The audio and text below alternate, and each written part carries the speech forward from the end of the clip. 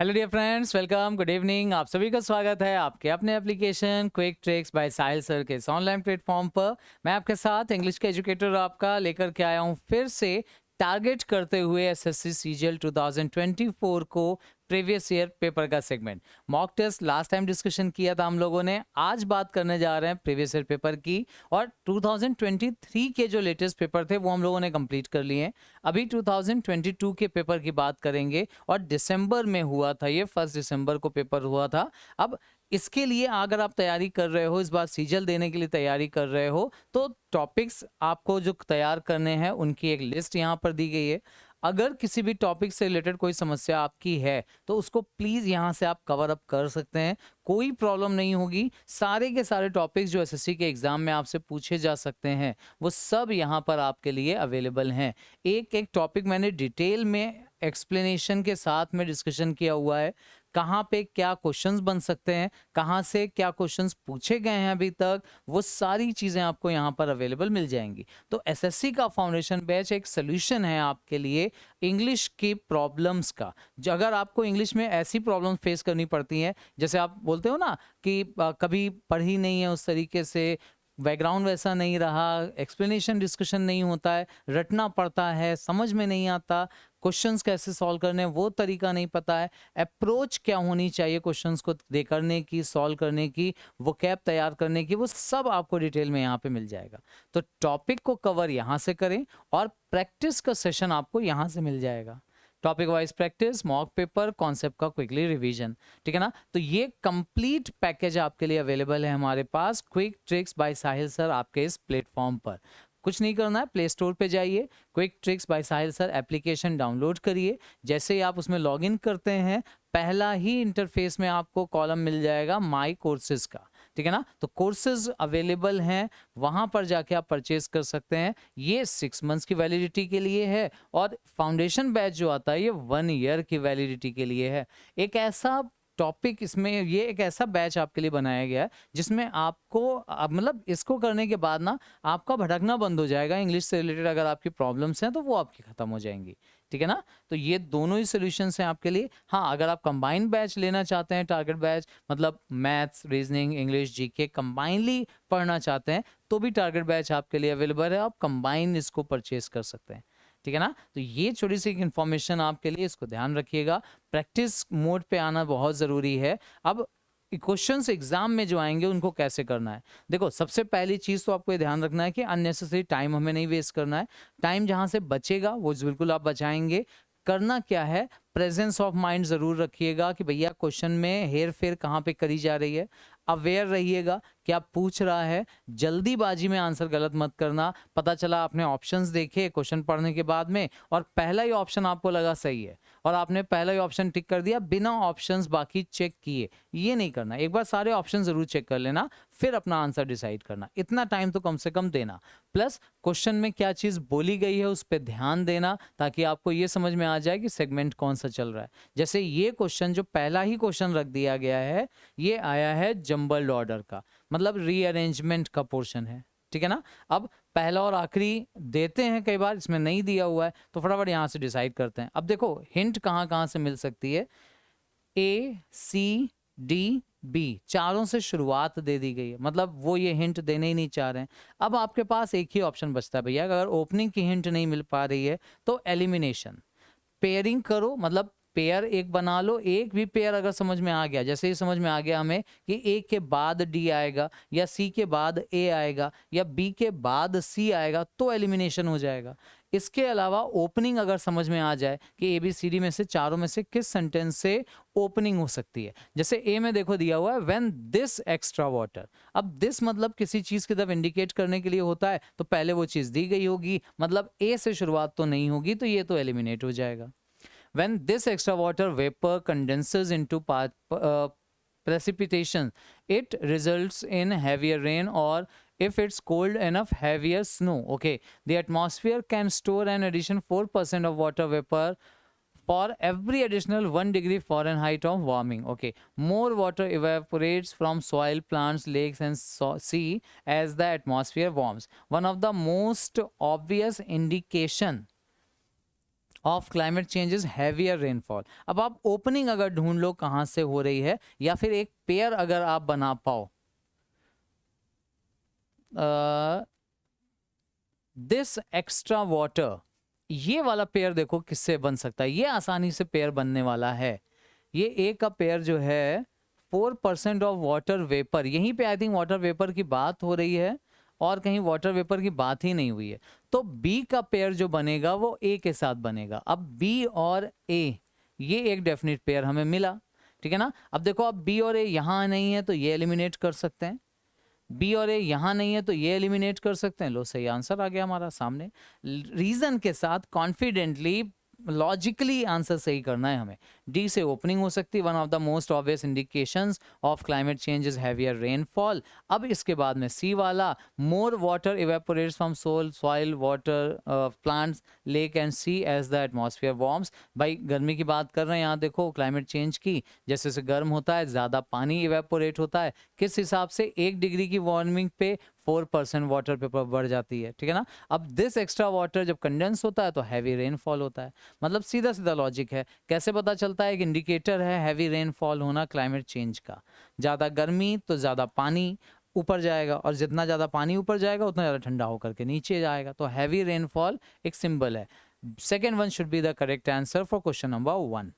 Clear? I am sure 100% चीज़ें समझ में आ रही होंगी। बहुत बेहतरीन डिस्कशन होना चाहिए। मेरा आंसर आए उसके पहले आपका आंसर आ जाना चाहिए। टैली करोगे आप मेरे साथ अपने आंसर को। नेक्स्ट क्वेश्चन नंबर 2 में क्या पूछा गया? इनडायरेक्ट फॉर्म, डायरेक्ट और इनडायरेक्ट का क्वेश्चन आया। देखिए, she said I am in no mood to work now. अब डायरेक्ट, इनडायरेक्ट या एक्टिव पैसिव के क्वेश्चंस को सॉल्व करने का तरीका मैं हमेशा बोलता हूं एलिमिनेशन से ही करो। मतलब ये नहीं करना कि पहले इसको इनडायरेक्ट में बनाओ फिर इसको ऑप्शन से टैली करो, ये आपका टाइम बर्बाद करेगा। बचाना है टाइम। कैसे? शी सैड ये सब जगह दिया हुआ है, दैट सब जगह दिया हुआ है, शी सब जगह दिया हुआ है, कोई इश्यूज नहीं। अब एम का चेंज जब ये पास्ट होता है तो एम पास्ट में जाता है। पास्ट का मतलब वॉज में जाना चाहिए। तो देखो हैज वाले दोनों ऑप्शंस एलिमिनेटेड। सी या डी में से, सॉरी बी या सी में से एक आंसर होना चाहिए। दोनों में डिफरेंस देख लो तो नाउ और देन का डिफरेंस है। तो नाउ का कन्वर्जन डायरेक्ट इनडायरेक्ट में होता है देन में, तो नाउ वाला ऑप्शन नहीं होगा, यानी सेकंड भी एलिमिनेट हो गया। Third should be the correct answer. खत्म। ऐसे टाइम बचाना है आपको। ये वो क्वेश्चंस हैं जो टाइम बचाने वाले हैं, क्योंकि यहाँ पे अननेसेसरी कोई लॉजिक नहीं है। रूल आपको पता है, कॉन्सेप्ट पता है, प्रैक्टिस में है, चीजें तुरंत एलिमिनेट होता है। नेक्स्ट देख लो question number 3, correct passive form. लो आ गया एक्टिव पैसिव का क्वेश्चन। और पैसिव के क्वेश्चन देख के ना बड़ी खुशी मिलती है, क्योंकि चुटकियों में सॉल्व होने वाले क्वेश्चन होते हैं ये। ठीक, कैसे सॉल्व करना है देखो। क्वेश्चन नंबर 3 में क्या बोल रहे हैं? पैसिव फॉर्म देना है। मीन मनु, अच्छा Manu will tell her letter. Will के बाद टेल, वर्ब आई है बेस फॉर्म में। अब अगर वर्ब बेस फॉर्म में है तो यहाँ पे बी आएगा, वो भी बेस फॉर्म में, बी की बेस फॉर्म, और उसके बाद वर्ब की थर्ड फॉर्म, और बी की बेस फॉर्म बी होती है। यानी हर हाल में बी और टोल्ड, टेल के थर्ड फॉर्म टोल्ड होना ही होना चाहिए। यहाँ देखो बी दिया है, टेल दिया हुआ है, ये एलिमिनेट हो गया। ये बी और टोल्ड हो सकता है, ये विल के साथ टेल, यहाँ बी नहीं है तो ये एलिमिनेटेड। विल बी टेल होगा नहीं, ये eliminated. Third should be the correct answer. देख लीजिए, मतलब झूठ नहीं बोल रहा हूँ, आपके सामने सबूत हैं सब, तुरंत सॉल्व होने। अब ये कैसे बेस फॉर्म रिप्लेस कर रही है, क्या कॉन्सेप्ट है, यही चीज़ें मैंने फाउंडेशन बैच में बहुत ईजिली वे में बता दी हैं।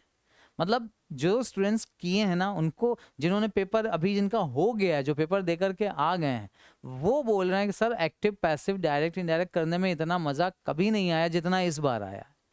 तो मतलब आप समझिए, क्योंकि उनका टाइम भी बचा, एक्यूरेसी भी है, कॉन्फिडेंस लाते हैं ये क्वेश्चंस कि चलो कुछ तो ऐसा है जो मैं 100% सही करके जा रहा हूँ। वोकैब में, स्पेलिंग में कई बार हो जाता है कन्फ्यूजन, इडियम्स फ्रेजेस में हो जाता है, एंटोनिम सिनोनिम में तो ऑब्वियसली है कन्फ्यूजन, होमोफोन्स होमोनिम्स में हो जाता है। लेकिन ये वो क्वेश्चंस हैं जो कॉन्फिडेंस देते, 100% बच्चों को कॉन्फिडेंस दे के जाते हैं। नेक्स्ट, एक्टिव फॉर्म पूछी गई है सेंटेंस की, यानी पैसिव में दिया है सेंटेंस। अब हैज आया है और बिन दिया हुआ है। अब यहाँ पे रिवर्स नहीं करना, ठीक है ना, कि जैसे एक्टिव से पैसिव बनाया था रिवर्स करो। मैंने इसका भी तरीका बता रखा है कि जब पैसिव से एक्टिव पूछे तो फटाफट इन सेंटेंसेस के थ्रू चेक करो। देखो क्या बताया था, अगर डिड आता है तो पैसिव बनता है वॉज वर से, और यहाँ वॉज वर है नहीं तो ये एलिमिनेटेड। डू आता है तो जैसे डिड वॉज वर वैसे डू मतलब इज एम आर, अब इज एम आर भी यहाँ नहीं है तो ये भी एलिमिनेटेड। हैज तो हैड एलिमिनेटेड, क्योंकि एक्टिव पैसिव में टेंस नहीं चेंज होता। हैड होता तो हैड वाला टिक करते, तो सिंपल सा आंसर थर्ड वाला हो गया, खत्म। देख लीजिए सब आपके सामने, तुरंत सॉल्व होने वाले क्वेश्चंस, ठीक है ना। लेकर के जाइए सब एग्जाम में, सीख के जाइए, सॉल्व करिए।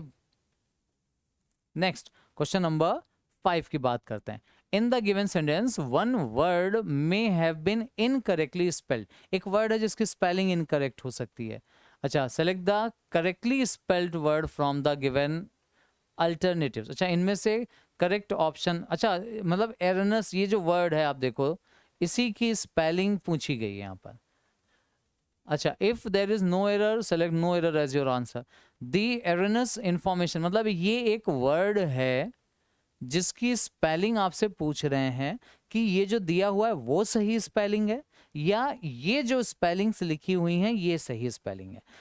एरनस इंफॉर्मेशन मतलब गलत, एरर से बना है ये, एरर का मतलब गलती होता है ना, तो गलत इंफॉर्मेशन जो होती है स्प्रेड रैपिडली, बहुत तेजी से फैलती हैं, है ना, पूरे नेशन में, एंड क्रिएटेड अ स्टिर, और एक मतलब पैदा करती हैं, क्रिएट मतलब होता है यहाँ बनाना, है ना, एक माहौल ऐसा बना देती हैं जो बिगड़ा हुआ माहौल होता है, माहौल को बिगाड़ देती हैं, ये हलचल पैदा करती हैं। स्टिर का मतलब यहाँ पे वैसे स्टिर मतलब घोलना होता है, पानी में जब आप चीनी घोलते हैं तो आप उसको स्टिर करते हैं, ठीक है ना। तो स्टिर का मतलब यहाँ पे थोड़ा सा ये बवाल बनाने की बात कर रहे हैं, झंझट बनाने की, स्थिति को खराब करने की बात कर रहे हैं, ऐसा कुछ बोल रहे हैं। अब एरनस की सही स्पेलिंग अगर आपको पता है तो देखो, एरनस में NOUS नहीं होता, NEOUS होता है।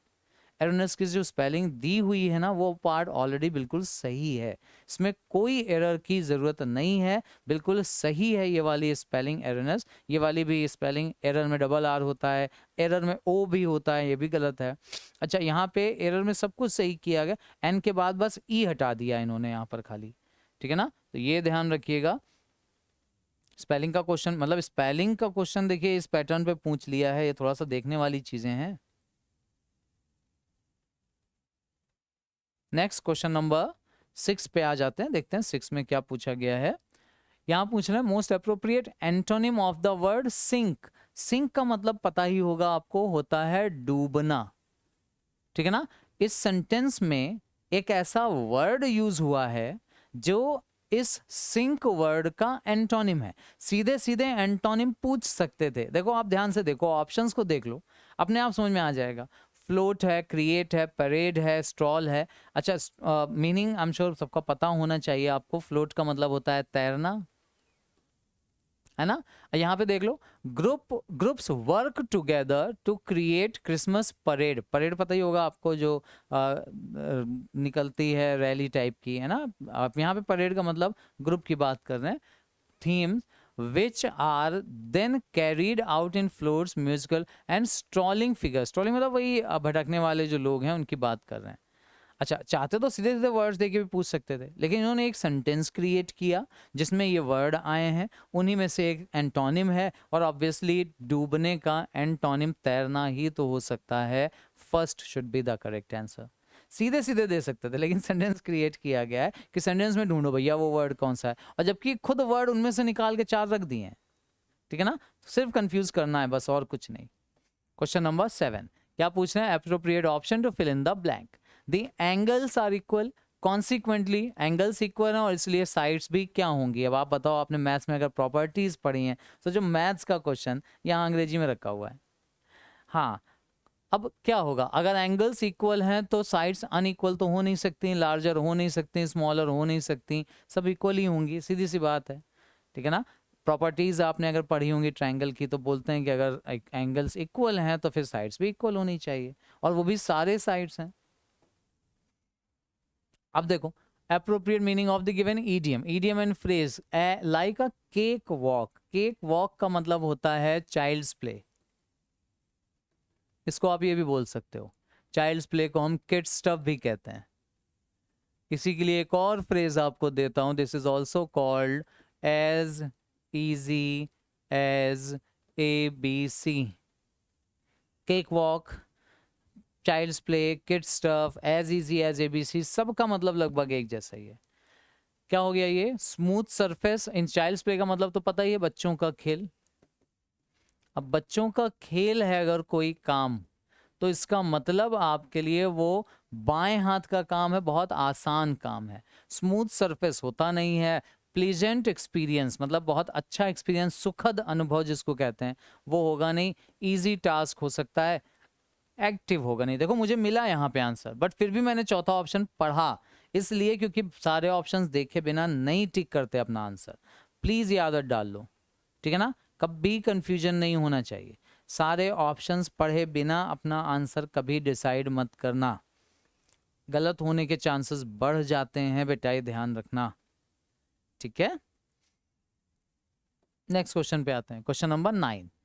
क्या बोला जा रहा है 9 में? चेक करिए। Select the most appropriate option. अच्छा, पढ़ लो आराम से।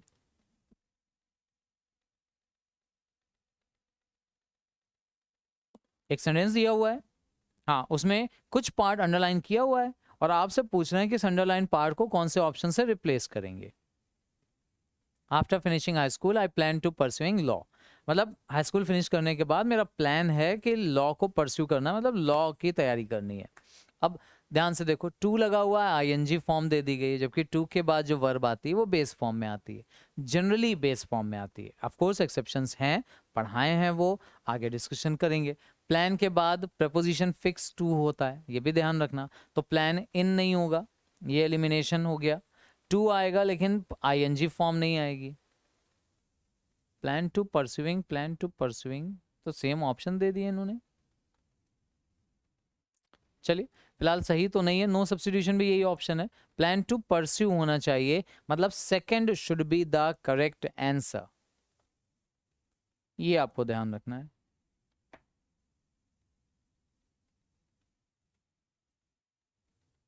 क्लियर?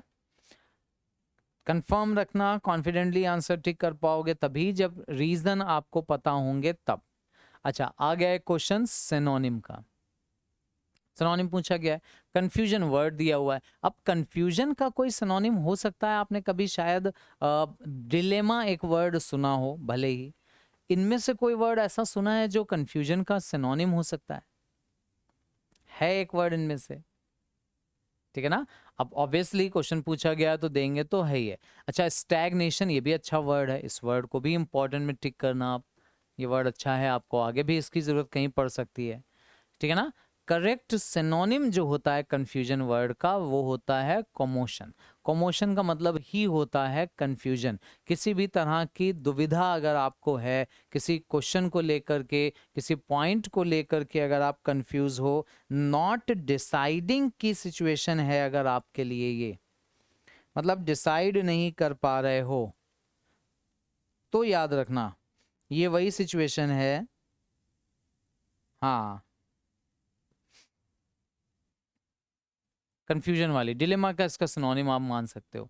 अच्छा, बाकी जो वर्ड लिखे हैं उनमें से अगर बात करें कि चलो ठीक है, जो आंसर हो गया वो तो सही है ही है, लेकिन जो बाकी वर्ड्स हैं उनका भी अगर मतलब नहीं पता है तो वो भी आप जान लो। जैसे इंट्रिपिडिटी का वर्ड, इंट्रिपिड वर्ड से आया है, ये इंट्रिपिड से, और इसका मतलब होता है बोल्डनेस। बोल्डनेस का मतलब ब्रेवरी, बहादुरी, ये मतलब निकल के आता है इसका, ठीक है ना? बहादुरी के लिए यूज होता है। इंटरप्रेट वर्ड याद रखना, ब्रेव, बोल्ड, करेजियस आप बोल सकते हो, फियरलेस आप बोल सकते हो, है ना? ये सब इसके सिनोनिम हैं।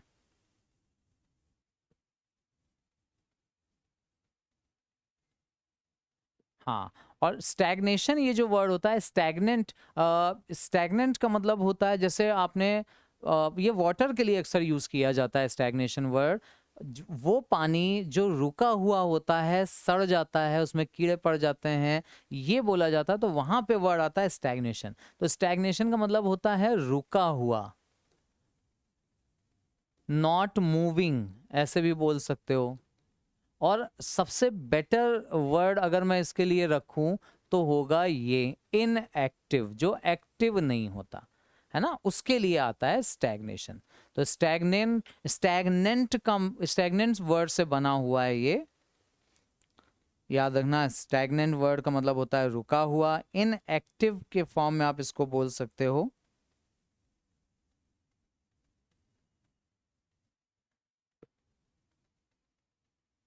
हम्म पैरुसल। लास्ट जो वर्ड लिखा हुआ है पैरुसल, इसके बारे में अगर पता हो कुछ। पैरुसल जो मैं बोलता हूँ ना अक्सर कि क्वेश्चंस का आंसर करने से पहले जो नोटिफिकेशन दिया उसको ध्यान से पढ़ें, है ना, रीड करना, वो भी किसी चीज को केयरफुली, यही होता है पैरुसल। पैरुसल का मतलब होता है केयरफुली रीड करना,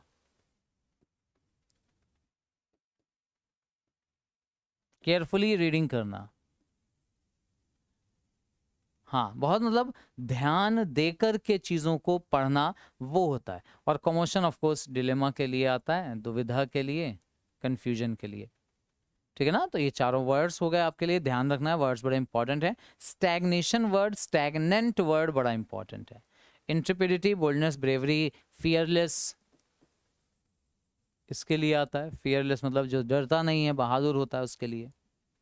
नेक्स्ट क्वेश्चन नंबर 11 में क्या बोल रहे हैं, select the most appropriate option to substitute the underline segment. अच्छा, अंडरलाइन सेगमेंट है, आर गेस्ट अराइव्ड, हमारे गेस्ट आ गए थे, they are sitting in the garden. अच्छा देखो ध्यान से, अब ये क्वेश्चन मतलब टेंस का क्वेश्चन है।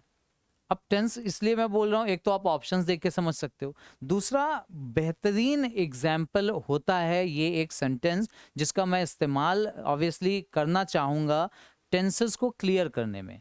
जैसे देखो ये सेंटेंस जो दिया हुआ है यहाँ पे, जो अराइव्ड आया है, ये पास्ट फॉर्म है, मतलब सेकंड फॉर्म है। ये सेंटेंस जो बना हुआ है वो पास्ट इंडेफिनिट में बना है ना। और पास्ट इंडेफिनिट का प्रेजेंट से कुछ लेना देना नहीं होता। पास्ट इंडेफिनिट का सेंटेंस जो बनता है उसका प्रेजेंट से कुछ लेना देना नहीं होता। लेकिन वही पास्ट जो एक्शन हो गया हो वो पास्ट है, वही एक्शन जो हो गया है अगर प्रेजेंट से रिलेट होता हुआ दिख जाए, जैसे they are sitting in the garden, guest आ गए हैं, आने का काम हो गया, ये पास्ट है, लेकिन अभी वो बैठे हुए हैं गार्डन में, तो आए भले ही पास्ट में है लेकिन वो रिलेट प्रेजेंट से हो रहे हैं। और ऐसे सेंटेंस को हम पास्ट इंडेफिनिट नहीं, प्रेजेंट के परफेक्ट टेंस में बनाते हैं। अब प्रेजेंट परफेक्ट में अगर बनेगा तो शैल नहीं, आर अराइविंग नहीं, माइट नहीं, have arrived. Second one should be the correct answer, second वाला सही आंसर होगा। क्वेश्चन नंबर 11 पार्ट 2, मतलब ये ऑप्शन नंबर 2। ठीक है, ये चीजें छोटी छोटी जो है ना, जो मैंने टेंसेस में पढ़ाई हैं, आप पढ़ के देखो। मैं ना टेंसेस के नाम पे मैंने केवल बच्चों का सिर्फ ये नहीं निपटा दिया है कि ता है, ती है, ते है, चुका है, चुकी है, चुके हैं, ऐसे पढ़ लो, नहीं, ये एग्जाम में आता भी नहीं, आता ऐसा है और यही पढ़ना पड़ेगा आपको। ठीक है ना, तो याद रखना क्वेश्चन नंबर 11 ऑप्शन नंबर 2 पढ़ के आप देखना, टेंसेस का पार्ट फाउंडेशन बैच में बहुत हेल्पफुल होगा। नाउ क्वेश्चन नंबर 12 की बात करते हैं। Following sentence has been split into 4 segment, एक सेंटेंस से 4 पार्ट में स्प्लिट किया गया है। पूछ रहे हैं ग्रामेटिकल एरर वाला पार्ट बताइए।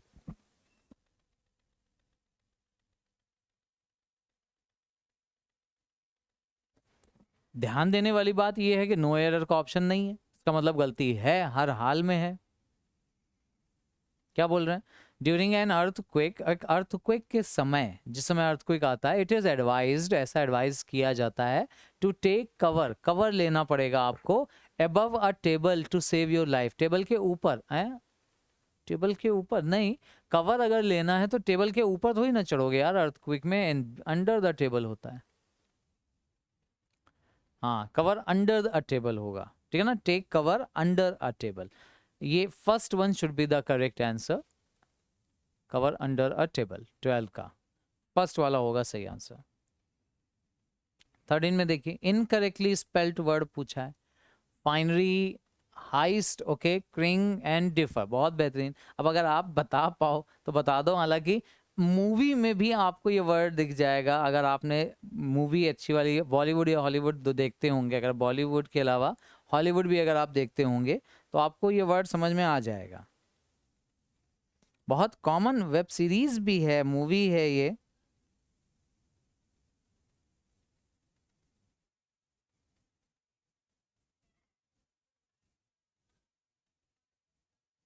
बताइए जल्दी से।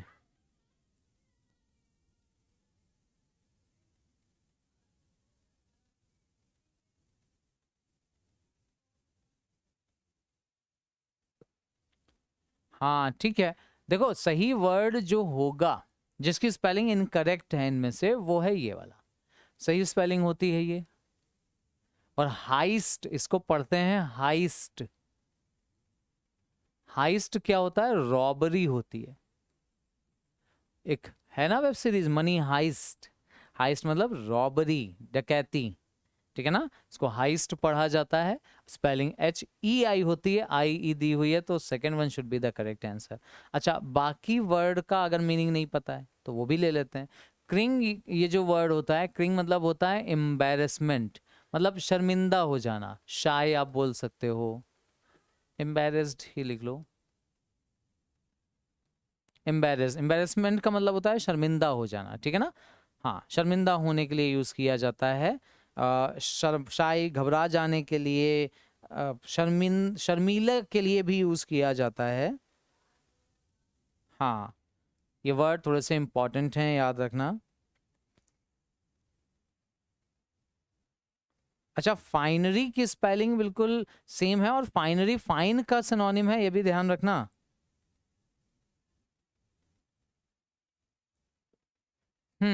फाइनरी जो होता है वो फाइननेस का सिनोनिम होता है। फाइन, कोई भी चीज अगर एकदम फाइन है, फाइननेस बहुत नाइस है, अच्छा है, उसके लिए फाइन के सेंस में। और ये जो डिफर है ये डिले के लिए आता है, इसका तो मतलब होता है डिले। ठीक है ना, पोस्टपोन करना, डिले करना, देरी करना, प्रोक्रेस्टिनेशन, टाल देना, उसके लिए आता है। तो 13 में चारों वर्ड्स हैं, इनको ध्यान रखिएगा। हाइस्ट ये जो वर्ड है ये स्पेलिंग गलत है, सही स्पेलिंग HEIST होता है। Second one is the correct answer. 14 की बात कर रहे हैं, दिख के ही दिख रहा है, ऑल आइज का मतलब ईडियम की बात कर रहे हैं। क्या हम पूछ रहे हैं? Appropriate meaning of the given idiom. All eyes, all eyes का मतलब क्या होता है? Watching with anger, watching eagerly, watching with no interest, not watching at all, मतलब देख ही नहीं रहे हैं। अब आप खुद सोचो, ऑल आइज का मतलब क्या निकल के आ रहा है? भाई ऑल आइज मतलब सारी आंखें अगर आपके ऊपर ही लगी हुई हैं, तो इसका मतलब ये थोड़ी ना है कि गुस्से में लोग घूर रहे हैं आपको। नहीं, वॉचिंग ईगरली हो सकता है, कोई इंटरेस्ट नहीं, अगर इंटरेस्ट नहीं होता तो लोग देखते ही क्यों? देख नहीं रहे हैं तो आइज का मतलब ही नहीं है। तो second one should be the correct answer, ये तो सिंपल सा हो गया। हाँ, question number 14, option number 2, watching ईगरली। ठीक है ना। कुछ इडियम्स एंड फ्रेजेस ऐसे हैं, देखो जैसे ये वाला है, इसको गेस करना बहुत आसान है, ये आसानी से गेस होने वालों में से है। अच्छा, कुछ ऐसे हैं जिनके साथ प्रॉब्लम है, वो थोड़े से टिपिकल हैं। ठीक है ना, तो जो टिपिकल हैं उनको हटा देते हैं, जो सिंपल हैं, आसान है, सीख लीजिए। Next, question number 15, most appropriate option that can substitute the underline segment. Underline segment को फिर से रिप्लेस करना है। He was looking into his books for the last 2 hours but he couldn't find it, मतलब अपनी किताबें 2 घंटे से ढूंढ रहा है। ठीक है ना, जबकि लुक इनटू जो दिया, आप देखो ऑप्शंस अगर आप देखो, look down on, looking above, looking for, looking after, options ऐसे दिए हैं जो आपको समझ में आ रहा है कि प्रपोजिशन और वर्ब, फ्रेजल वर्ब पे बेस्ड क्वेश्चन है ये। 2 घंटे से ढूंढ रहा है, मिल नहीं रही है, तो ढूंढने के लिए लुक इनटू नहीं होता। लुक इनटू का मतलब होता है इन्वेस्टिगेट करना, है ना, तो इन्वेस्टिगेशन, छानबीन तो कर नहीं रहा है। लुक आफ्टर का मतलब होता है देखभाल करना, केयर करना। लुक फॉर का मतलब होता है सर्च करना, सर्च करना। लुकिंग अबव लिटरल मीनिंग लिया जाता है, लुक अबव। लुक डाउन का, लुक डाउन तो मतलब होता है थोड़ा सा डिसअपॉइंट हो जाना।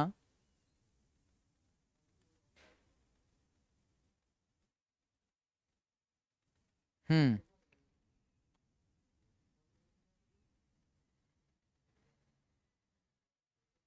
लुक डाउन नीचे देखा, नीचा देखने के लिए जैसे आप किसी को नीचा दिखाते हो ना, वैसे ही नीचा अगर पर्सन खुद को फील कर रहा है। लुक डाउन ऑन का मतलब होता है इन्फीरियर। सुपीरियर का अपोजिट है अपने आप को दूसरों से कम समझना, वो होता है लुक डाउन ऑन, ठीक है ना। तो इन्फीरियर वाला ऑप्शन होगा नहीं। लुक अबव ऊपर देख नहीं रहा है, लुक फॉर सर्च कर रहा है, ये हो सकता है। लुक आफ्टर भी नहीं है, ठीक है ना। Third should be the correct answer.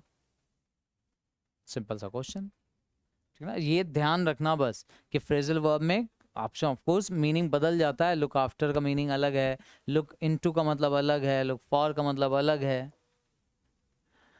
16 में देख लीजिए, फिल इन द ब्लैंक का क्वेश्चन आया है। Collocating word, okay, appropriate collocating word.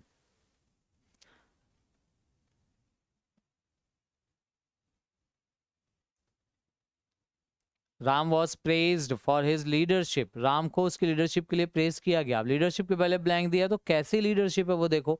Imaginary leadership का मतलब तो काल्पनिक हो गया। तो काल्पनिक लीडरशिप के लिए किसी को थोड़ी ना अप्रिशिएट किया जाता है, तारीफ करी जाती है। विजनरी हो सकता है। विजनरी का मतलब होता है जिसका कुछ पर्पस हो, पर्पस हो, जो कुछ रिजल्ट दे सके। फ्रूटफुल ऐसे लिख सकते हैं। फ्रूटफुल लीडर मतलब कुछ जो रिजल्ट अच्छे देता है, हाँ, जो कुछ आउटपुट अच्छे देता है, उसके लिए आता है विजनरी। मतलब जिसका विजन अच्छा होता है, नजरिया। मैजिकल होगा नहीं, ब्रॉड होते ही नहीं है लीडरशिप। सारे ऑप्शंस खत्म हो जाएंगे। विजनरी मतलब एक ऐसी लीडरशिप जिसमें विजन हो, मतलब जिसमें कुछ पर्पस हो, जो अ, जो कुछ रिजल्ट निकाल के दे पाए, ऐसी लीडरशिप। लीडरशिप वो जो लीडरशिप होती है उसमें कुछ ना कुछ उसका नतीजा निकलना चाहिए, ठीक है ना। यूजफुल यहाँ पे बोल सकते हैं। Second one should be the correct answer. Tick कर देता हूँ मैं इसको भी यहाँ पर। 16 का आंसर हो जाएगा। 17 में देखिए क्या बोल रहे हैं। Most appropriate word segment for the underline, अच्छा रिड्यूस। अच्छा रिड्यूस, अब आपको अगर याद हो, आपने कल ही वाला अगर मॉक टेस्ट देखा हो, तो मॉक टेस्ट में भी मैंने इस तरह का एक क्वेश्चन पिक किया था, है ना। वो इसीलिए क्योंकि ऐसी चीजें एग्जाम में आती हैं। Pintu has been advise to reduce smoking, तो वहां सेंटेंस जो लास्ट टाइम था वो my father has been advise to reduce smoking. Reduce का ही सिनोनिम पूछ रहे हैं। अब रिड्यूस का सिनोनिम लास्ट टाइम अगर आपने किया है तो बहुत आसान हो जाएगा, देख के ही डिसाइड कर दोगे आप, तुरंत के तुरंत, अभी के अभी फाइनल आंसर हो जाएगा यहाँ पर। कट डाउन बोला था उसको, रिड्यूस करना, कट डाउन का मतलब ही होता है रिड्यूस करना, ठीक है ना। लोअर डाउन झुका देने के लिए होता है, अप डाउन मतलब आना जाना रिप्रेजेंट करता है। टिक नहीं किया होगा तो हाँ, टिक तो कर दिया, ठीक है।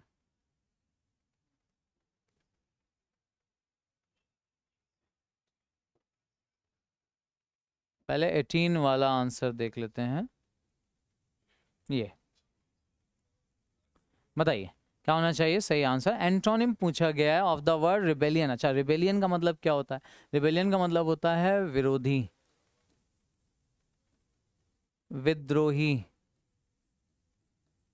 वो लोग जो पर्सन से अग्री नहीं करते, किसी बात पर सहमत नहीं होते, उनके लिए आता है। विरोधी या विद्रोही के लिए आता है।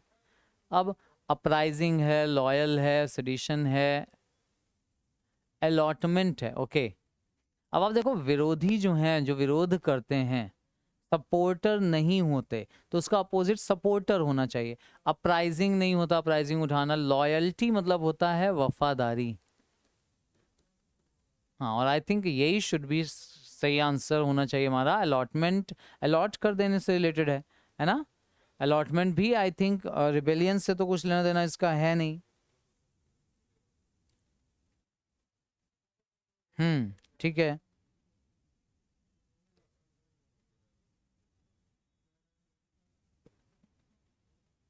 सिडिशन क्या होता है, देखो सिडिशन होता है जो रिबेलियन होते हैं ना, विरोधी।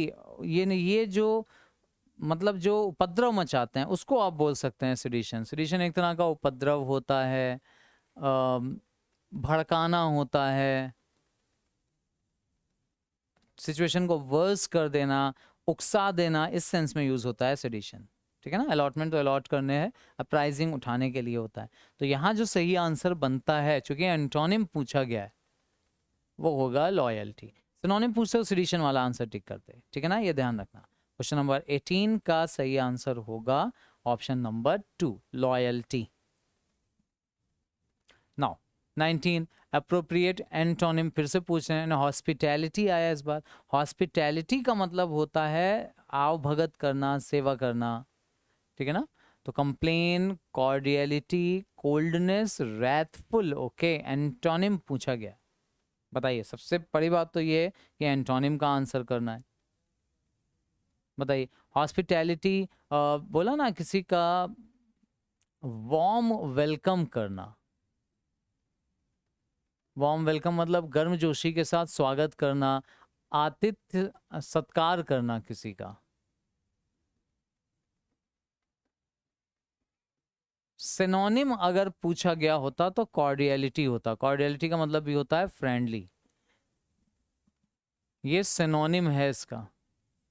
एंटोनिम पूछा गया, कंप्लेन शिकायत करना, कोल्डनेस, रैथफुल। क्या लग रहा है सही आंसर? फटाफट बताइए जल्दी से। क्वेश्चन नंबर 19 का करेक्ट आंसर शिकायत करना होगा क्या, सत्कार करने का?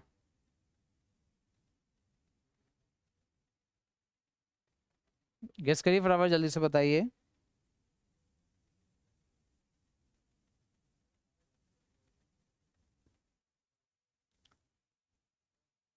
आतिथ्य सत्कार का अपोजिट, देखो रैथफुल का मतलब होता है बहुत ज्यादा एंगर हो जाना, एंग्री हो जाना, गुस्सा होना,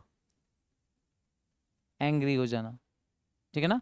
तो जो सही ऑप्शन बचता है वो देखो, गर्मजोशी के साथ स्वागत करना, उसका अपोजिट कोल्डनेस। कोल्डनेस का मतलब होता है नो फीलिंग, यहाँ पे नो फीलिंग है, नो एक्साइटमेंट, कोई एक्साइटमेंट किसी के आने का नहीं शो करना।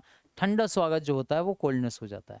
कोल्डनेस मतलब होता है कोई फीलिंग ही नहीं आप शो कर रहे हैं। अपैथी जो होती है इस सेंस में, अपैथी मतलब नो फीलिंग्स, नो एक्साइटमेंट, ठीक है। तो third should be the correct answer question number 19 के लिए।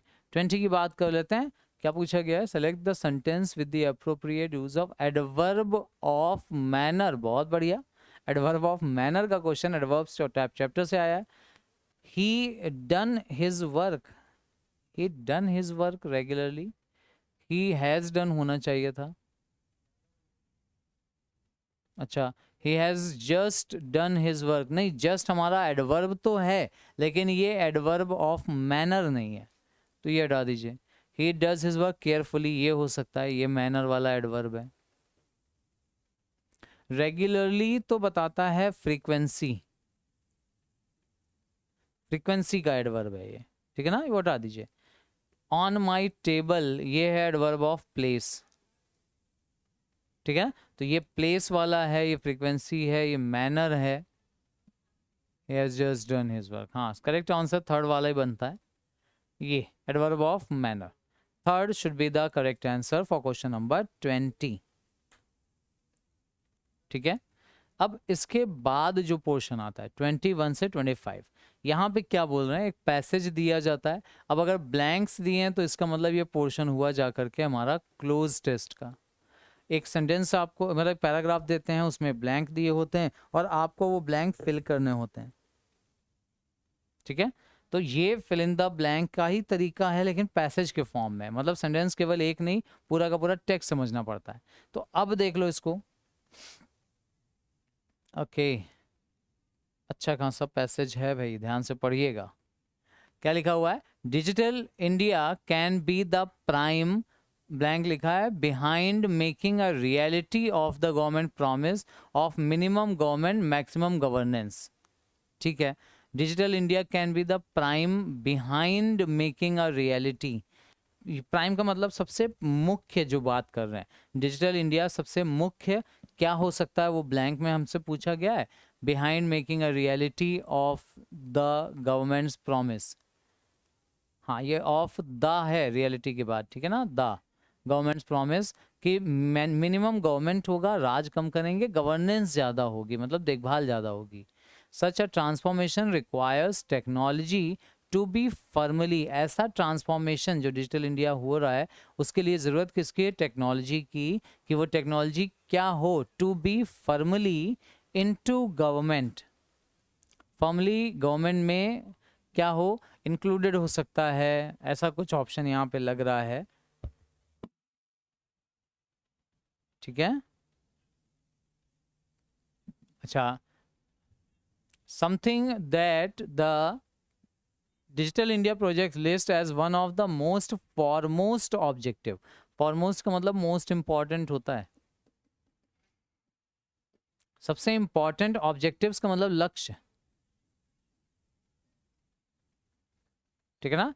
तो सम कभी कभी something that the digital India project list as one of its foremost objective. Embedding technology, technology को एम्बेडिंग करना, देखो इन्वॉल्व करना,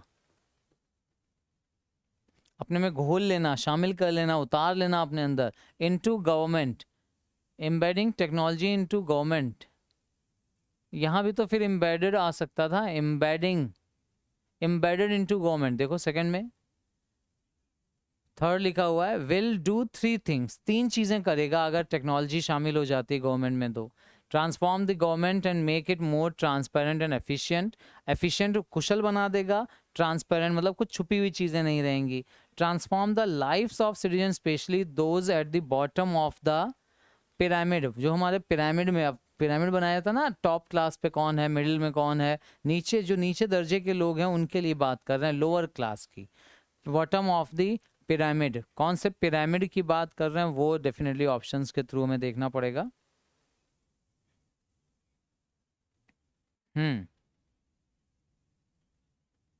then make our economy more efficient and competitive, हमारी इकोनॉमी को और ज़्यादा एफिशिएंट और कॉम्पिटेटिव बनाएगी। A 2014 McKinsey global institute report predicts that the large scale, blank लिखा हुआ है, लार्ज स्केल पर, ज़्यादा स्केल पर बात कर रहे हैं, of technology through digital India position India with the biggest opportunity yet to accelerate अच्छा, इकोनॉमिक ग्रोथ बढ़ाने के लिए भी ज़रूरी है, ये सब बात यहाँ पे कही जा रही है।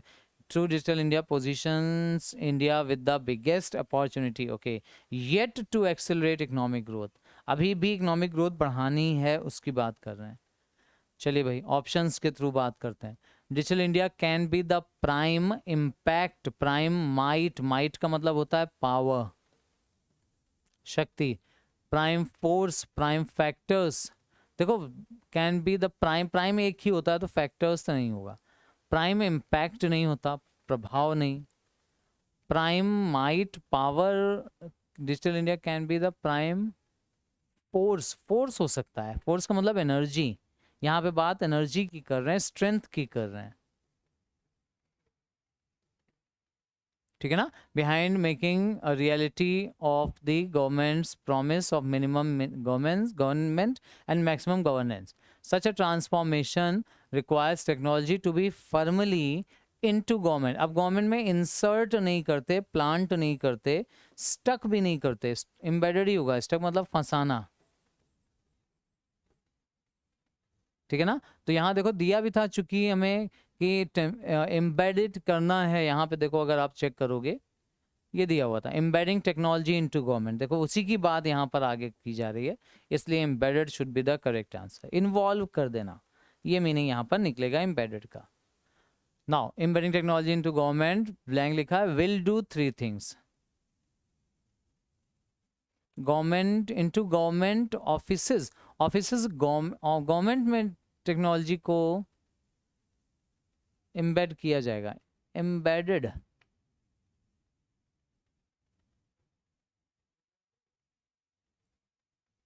गेस करिए।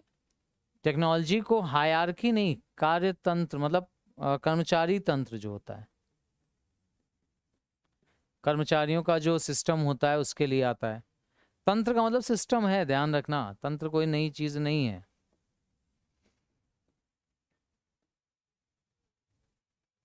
ठीक है? अच्छा, डिटेल्स, गवर्नमेंट डिटेल में नहीं, डिटेल में भी टेक्नोलॉजी को एम्बेड नहीं करेंगे। ऑफिस में कर सकते हैं, लेकिन ऑफिस में इंस्टॉल की जाती है। देखो एम्बेड का मतलब होता है फंक्शन में लाना, ठीक है ना। तो गवर्नमेंट के जो प्रोसेसेस हैं, प्रोसेस उनमें टेक्नोलॉजी लाना है ना, कि गवर्नमेंट टेक्नोलॉजी के थ्रू काम करने लगे। तो third should be I think is the correct answer. Fourth वाला देख लेते हैं। More transparent efficient transform the life those at bottom of the pyramid. अच्छा, ये पिरामिड जो होता है ये मिथिकल नहीं है, मिथ से रिलेटेड नहीं है, हाइपोथेटिकल भी, इमेजिनरी भी नहीं है, क्लासिफाइड भी नहीं है, बल्कि प्रोवर्बियल, हाँ प्रोवर्बियल पिरामिड बोला जाता है इसको, ठीक है ना, जिसपे लोगों के लेवल या स्टेटस के हिसाब से लोगों को रखा जाता है, तो वो होता है proverbial. This second one should be the correct answer. ये सब ऑप्शन एलिमिनेट हो जाएंगे, बाकी क्लासिफाइड भी खत्म हो जाएगा, मिथिकल नहीं है, हाइपोथेटिकल नहीं है, proverbial. Now the last is in 2014 McKinsey Global Institute report predicts that the large scale of technology through digital adaptation enhancement, देखो enhancement improve करने से related है,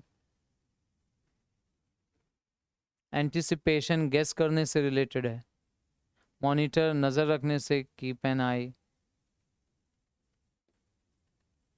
मॉनिटर करना, किसी चीज़ की निगरानी करना। तो यहाँ पे टेक्नोलॉजी की निगरानी नहीं कर रहे हैं, टेक्नोलॉजी को गेस नहीं कर रहे हैं, टेक्नोलॉजी को इम्प्रूव, लार्ज स्केल इन्हेंसमेंट नहीं, लार्ज स्केल पे अपनाना है। यहाँ पे अडेप्टेशन सही ऑप्शन होगा। अडेप्ट का मतलब पढ़ा है ना हम लोगों ने, एक्सेप्ट करना। अडेप्टेशन ही सही आंसर होना चाहिए, ठीक है, ब्लैंक नंबर 5 के लिए। तो ये आज के 25 क्वेश्चंस, आई होप चीज़ें हेल्पफुल होंगी आपको। बस आप प्रैक्टिस अच्छे से कर डालना। कई ऐसे वर्ड्स हैं जो बार बार यूज़ होने वाले हैं, इम्पॉर्टेंट हैं, कुछ फ्रेजेस ऐसे आए जो आपको आगे भी मिल सकते हैं। और 2022 का पेपर है ये, इसका मतलब 23 में हुआ नहीं है तो रिपीटिशन के चांसेस बढ़ जाते हैं। भाई जितना अभी नियर का ले लोगे पेपर, उतने रिपीटिशन के चांसेस कम होते हैं वो क्वेश्चंस के, है ना। तो यहाँ रिपीटिशन के चांसेस बन सकते हैं, ये इंपॉर्टेंट है, ठीक है। बस आप इसको रिवाइज कर लेना, कंटिन्यू रखेंगे ऑब्वियसली हम लोग अपना ये सेगमेंट। रेगुलरली जुड़ते रहिएगा हमारे साथ, सेशन को लाइक शेयर ज़रूर कर लीजिएगा। और कोई प्रॉब्लम या पर्टिकुलर सजेशन अगर आप मेंशन करना चाहें तो कमेंट सेक्शन में मेंशन कर दीजिएगा, ठीक है। चलिए मिलते हैं अगली क्लास में। थैंक यू वेरी मच जुड़ने के लिए। ऑल द वेरी बेस्ट आप सभी के एग्जाम्स के लिए। Take care, see you all soon. Thank you बेटा, थैंक यू वेरी मच।